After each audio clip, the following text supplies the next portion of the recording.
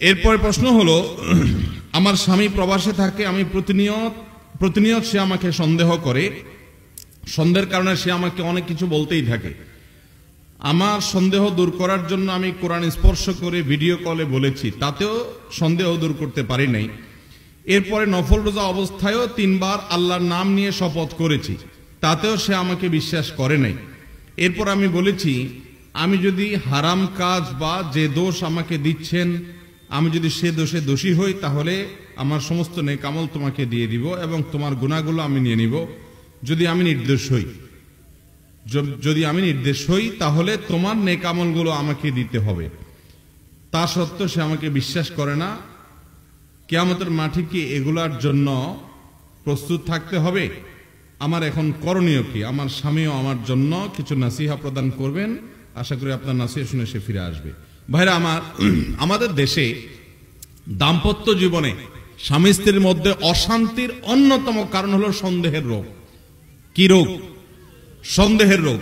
আল্লাহ তাআলা কোরআনে কারীমে সূরা হুজরাতে বলেছেন যে ইজতানিবু কাসীরাম মিনাজ জান ইয়া আইয়ুহাল্লাযীনা আমানু ইজতানিবু কাসীরাম মিনাজ জান ইন্না বা'দাজ জান্নি ইসমুন। হে ঈমানদারগণ, তোমরা অনেক ধারণা থেকে বেঁচে থাকবে, কারণ অনেক ধারণা আছে যেগুলো গুনাহের কথা। এই সমস্ত ধারণা, মন্দ ধারণা করা যাবে অহেতুক। কারোর সাথে কথা বলতে দেখেছেন, আপনি বললেন তুমি অমুক ছেলের সাথে কথা বলছো, না জেনেই বললেন, এটা হারাম, এটা জায়েজ নাই। নবী সাল্লাল্লাহু আলাইহি ওয়াসাল্লাম বলেছেন, ইয়াকুম ওয়াজ-যন্না ফা ইন্নাজ যন্না আকযাবুল হাদিস। তোমরা মানুষের প্রতি কুধারণা করা থেকে বেঁচে থাকবে, কারণ কুধারণা পরে করা এটা হলো সবচেয়ে বড় মিথ্যা কথা। এটা আমাদের অনেকের মধ্যে আছে। নবী সাল্লাল্লাহু আলাইহি ওয়াসাল্লাম বলেছেন, কাফা বিল মারই কাযিবান আন ইউহাদ্দিসা বিকুল্লি মা সামিআ। কারোর কাছ থেকে মুখের কিছু শুনেই আপনি বলা শুরু করলেন, এটা মিথ্যাবাদী হওয়ার জন্য যথেষ্ট। বিশেষ করে আমাদের যে সমস্ত ভাইয়েরা প্রবাসে থাকেন, তাদের দাম্পত্য জীবনে এই সমস্ত অশান্তিগুলো বেশি হয়। কারণ মা এখান থেকে কান পোড়া দেয়, অনেক সময় বোন এখান থেকে মিথ্যা কথা বলে, ভাইয়েরা মিথ্যা কথা বলে, আশপাশের লোকজন মিথ্যা তথ্য দেয়, সে ওখান থেকে বিভ্রান্ত হয়, সেগুলো বিশ্বাস করে। মনে রাখা উচিত যে অনেক মেয়েদের প্রতি এরকম অবিচার করা হয়। আল্লাহ কোরআনে কারীমে বলেছেন, তাহসাবুনাহু হাইয়িনা। কারো চরিত্র সম্পর্কে তুমি একটা সন্দেহমূলক কথা উঠাই দিলা, এটাকে তোমরা মনে করো খুব হালকা জিনিস, ওয়া হুয়া ইনদাল্লাহি আযীম। অথচ এটা আল্লাহর কাছে অনেক বড় অপরাধ, বিশাল বড় অপরাধের কথা, কবিরা গুনাহ। অতএব কোন স্বামী যদি তার স্ত্রীকে এভাবে টর্চার করে, সে কিয়ামতের ময়দানে আল্লাহর কাছে আসামি হয়ে দাঁড়াবে। তার আল্লাহর ভয় করা উচিত।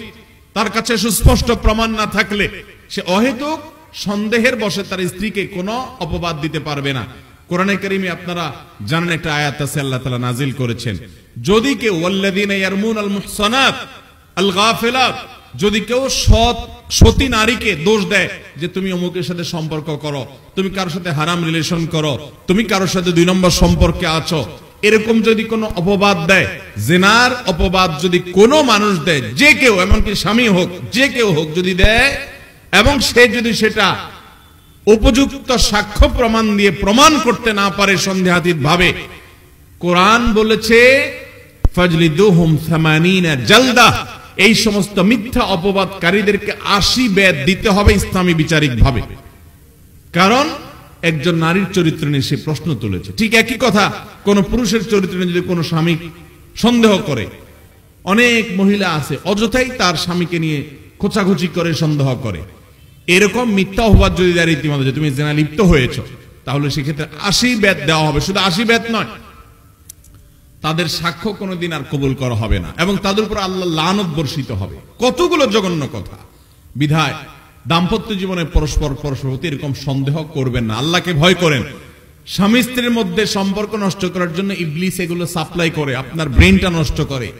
নিজেদের প্রতি আস্থা এবং বিশ্বাস রাখবেন যতক্ষণ পর্যন্ত আপনার কাছে অন্যায় কোনো কিছু প্রমাণিত না হবে বা জোরালো প্রবল কোনো প্রমাণ আপনার কাছে না থাকবে। আল্লাহ তাআলা আমাদেরকে এই সমস্ত অন্যায় থেকে বেরিয়ে আসার তৌফিক দান করুন।